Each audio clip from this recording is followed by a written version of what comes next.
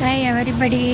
இந்த கார்டனில் எப்போ பாரு அணில் தொல்லையாக இருக்குது. இந்த அணில் தொல்லையை போக்குறதுக்கு நாங்கள் வினிகரை தண்ணியில் ஊற்றி அப்படியே செடியில் தெளிக்கிறது. இப்போ பாருங்கள், இந்த மாதிரி நீங்களும் இதை ஃபாலோ பண்ணுங்கள். அணில் தொல்லை, எலி தொல்லை ரெண்டுத்துக்குமே இது சில பேர் அணில் கூட வளர்ப்பாங்க, அது வளர்க்குறது ஓகே. ஆனால் நாங்கள் போடுற விதை எல்லாமே அணில் சாப்பிட்றது, எலியும் சாப்பிட்றது. அதுக்காக தான் கொஞ்சம் அவாய்ட் பண்ணுறதுக்காக செடி வளர நாங்கள் வினிகரை தண்ணியில் கலக்கி தெளிக்கிறோம். அணில் வர்றதே வராதுங்க. நீங்களும் பாருங்கள், ட்ரை பண்ணுங்கள். என் வீடியோவை பாருங்கள், வாட்ச் பண்ணுங்கள், share and subscribe, like my channel.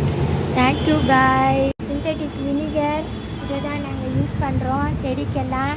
விதையெல்லாம் வளர்கிறதுக்கு, செடி வளர்கிறதுக்கு இருக்குதா. ஒரே ஒரு துளி ஊற்றுங்க. நல்லா ஒரு ஊற்றுங்க, ஒரு கப்பு இந்த மாதிரி ஊற்றிட்டு தண்ணியை கலக்கி விட்டுட்டோம். நல்லா ஊற்றிட்டு இப்போ பாருங்கள், இதை எடுத்து செடியில் ஊற்றணும்.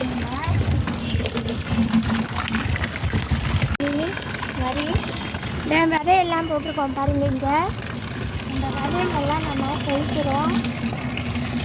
அதாங்க ரொம்ப சிம்பிளுங்க. இந்த மாதிரி நீங்கள் ஃபாலோ பண்ணுங்கள். ஐடியாஸ்லாம் சொல்கிறேன். என்னோடய வீடியோ ஃபாலோ பண்ணுங்கள். Subscribe, share and like my channel. Bye bye.